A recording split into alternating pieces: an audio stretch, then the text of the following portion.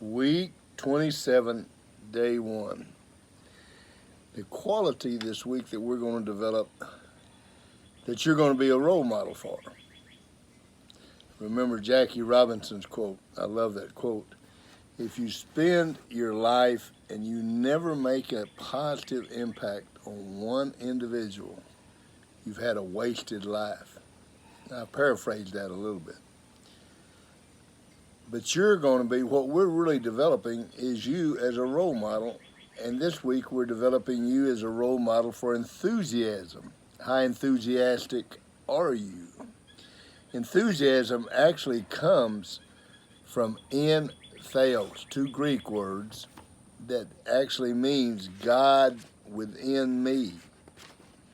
And it's almost as if you have a spiritual form in you that allows you to be uplifting and positive in all circumstances. The enthusiastic quote. When I was a senior in college, I played for, by far and away and above, the best football coach I ever personally played for. They brought in a coach, Val Renault, from Central Oklahoma, and he was the offensive line coach my senior year. And he was an unbelievable person and a really, truly great coach. He taught me how to coach football. But he had a quote, and he used to say it every day, and he'd say, to be enthusiastic, you have to sometimes act enthusiastic. And we worked very hard.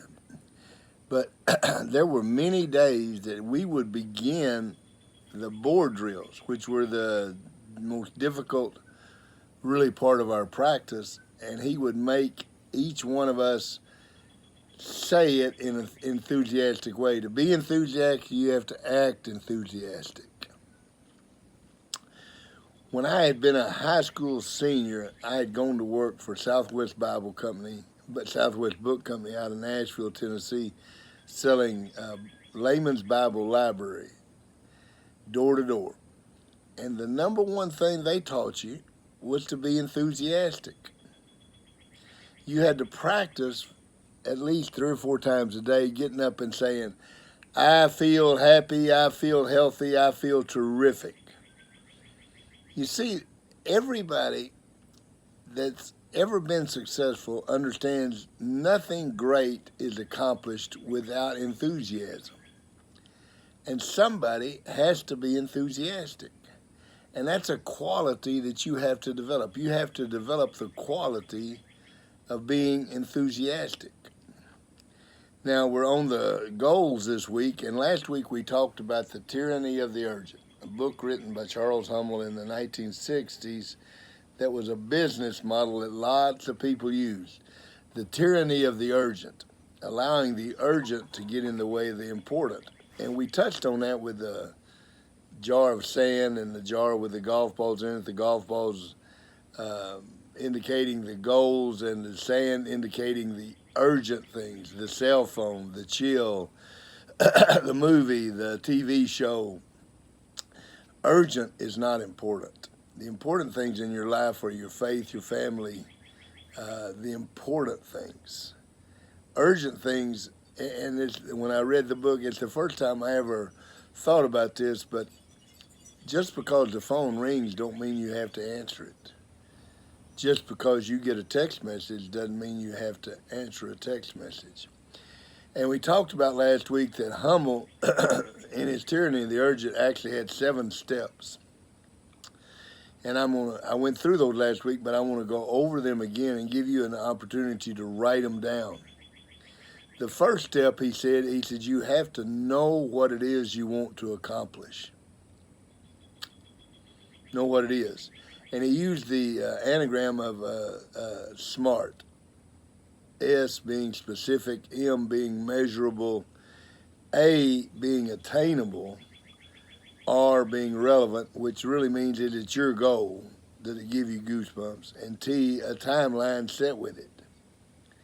So know what it is that you want to accomplish. When you write a goal down, visualize it in your mind as if it had already been accomplished. One of those greatest leaders of the world, in the 300 greatest leaders, was Jesus. And Jesus never prayed as if it was going to be. He prayed as if it had already been done. When he raised Lazarus from the dead, he didn't say, God, please raise Lazarus. He said, Lazarus, come forth. There wasn't a doubt in his mind. He visualized that before it ever happened. Number two, prioritize. This is writing down what's important and writing down what's urgent. Number three, schedule your work time. As we talked about in the quality of being organized, write it down as to when you're going to do it and when you're going to prepare to do it. If your goal is to make a good grade on an assignment, you've got to put down the time that you're going to do it. The next one is remove the obstacles. And you need to be writing these down.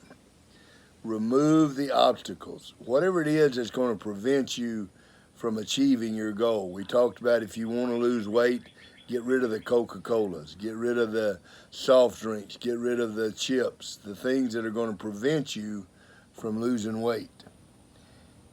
Number five was get comfortable saying no. No, I don't want to go to that movie.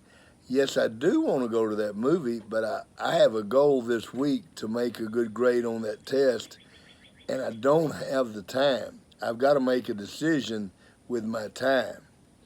Be comfortable saying no to some things.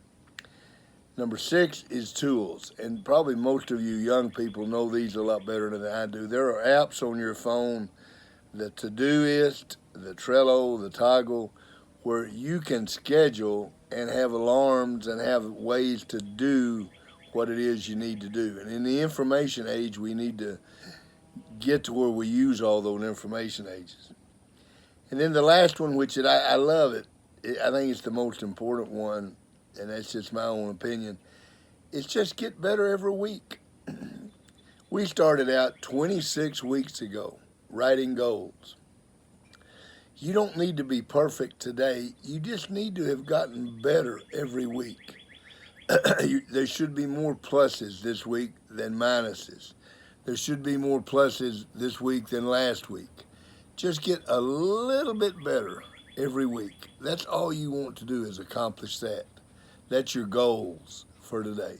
Let's write our goals and get ready to accomplish them. We're on page 147, developingcharacter.org. See you tomorrow.